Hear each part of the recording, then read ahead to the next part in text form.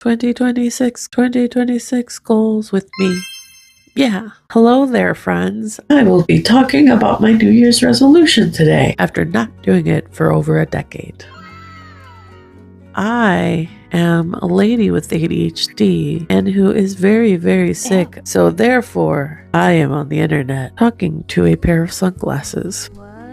I decided that it'd be a good idea to just start it because I think it is a beautiful thing. I think it is a time to renew. It is a marker of some sort. And I think where I am at in my personal life right now, it just feels like it's the right time. Oh my God, shut up. I just short-circuited.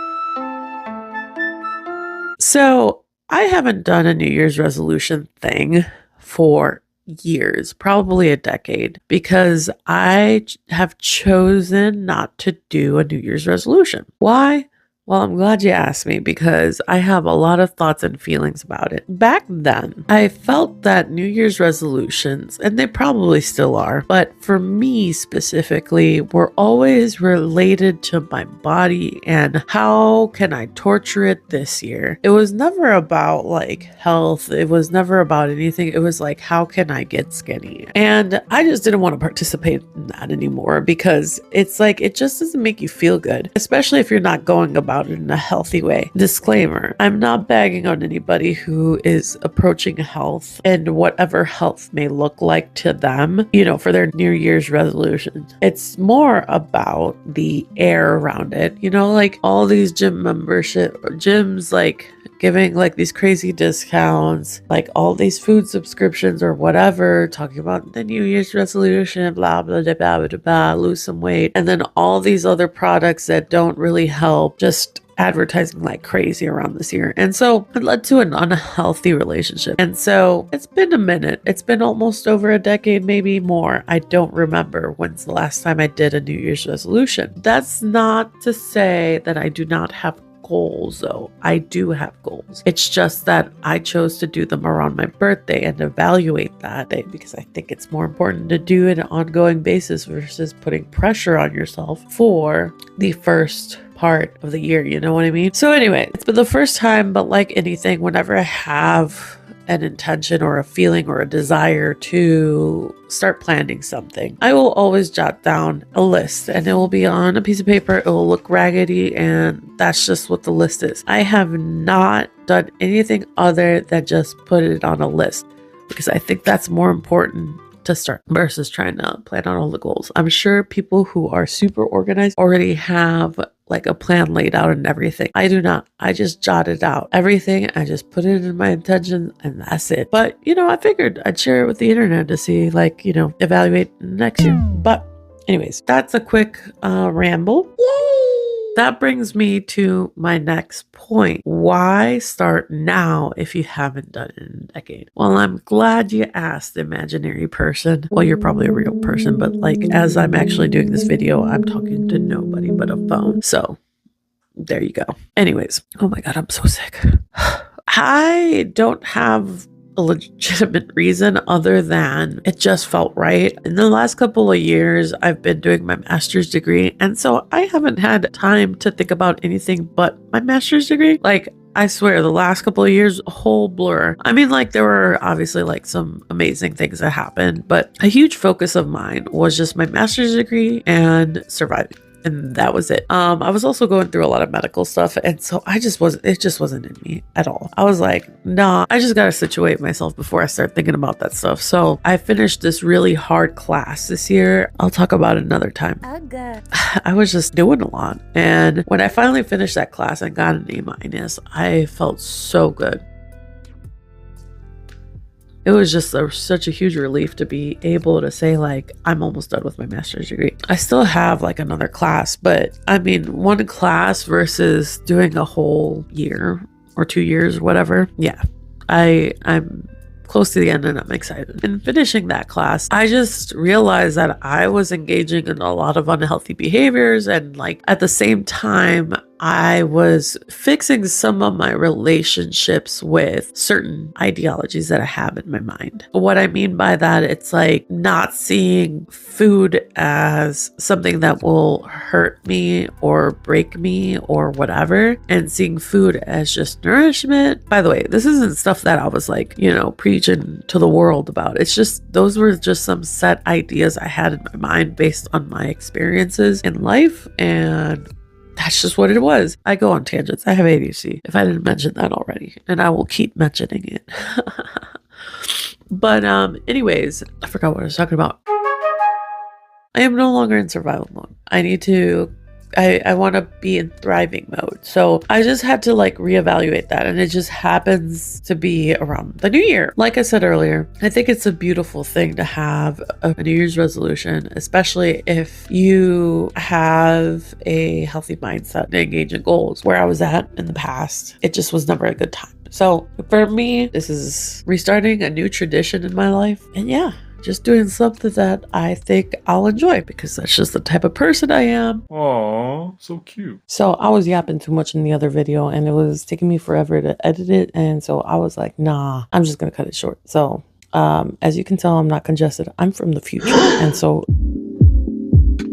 I am here to tell you what those goals are, especially now that they're organized. And you know what? I summarized it. I had like 30 different things on my list. A lot of it was going to be reduced. So the first one, and I think it's the one that I have to just kind of get done, is to just clean up / declutter my entire space. And I can go deeper into it, but I'm going to do it in a separate video just because I don't think like what you're seeing now is enough to describe how much I have going on and how long I've been working on decluttering my life, since I first recorded. But yeah, that's goal number one. The second thing was to experience more things. I had like a bunch on my list, like going on dates more with my boo thing, hanging out with friends, going on walks with my dog a little bit more, that sort of thing. So that's number two.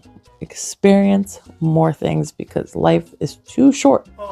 Number three has to do with improving my self-care. That ranges in different aspects of my life. Right now, I am absolutely burnt out. Not because I hate my job or anything, but it's more like I'm just doing too much. I need to figure out a way to balance life a little bit better. And I think it goes in tandem with the experience more things. But this also has to do with building a routine that I can actually sustain, especially as a person with ADHD.